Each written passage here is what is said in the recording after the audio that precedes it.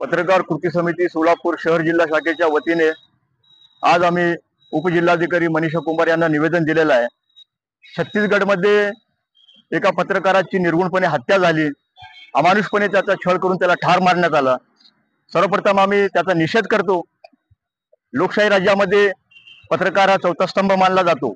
पत्रकारिता करत असताना त्याच्यावर येणारा दडपण आणि त्याच्यावर येणारा प्रेशर याच्यामुळे पत्रकारावर होणारे हल्ले वाढलेले आहेत।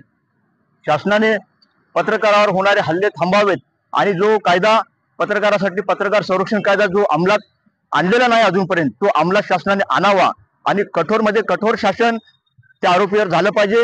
आणि जो पत्रकाराची हत्या झाली त्या पत्रकाराच्या परिवाराला शासनाकडून चांगली भरीव मदत मिळाली पाहिजे आणि त्याचं परिवाराचं पण संरक्षण झालं पाहिजे अशी आम्ही आज या ठिकाणी मागणी केलेली आहे, शासनाकडे पुरावा केलेला आहे। धन्यवाद। नमस्कार।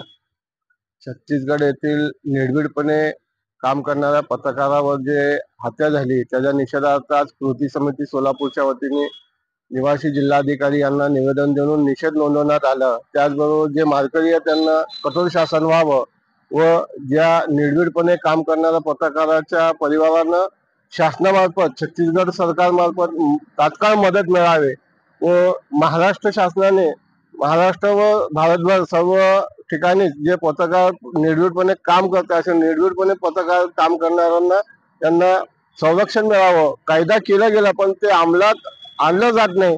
तर माझी केंद्र सरकारला हात जोडून कळकळीची विनंती आहे की ते कायदा तात्काळ अंमलात आणून निर्भीडपणे पत्रकारिता काम करणाऱ्या पत्रकारांसाठी ते उपयोगी यावे।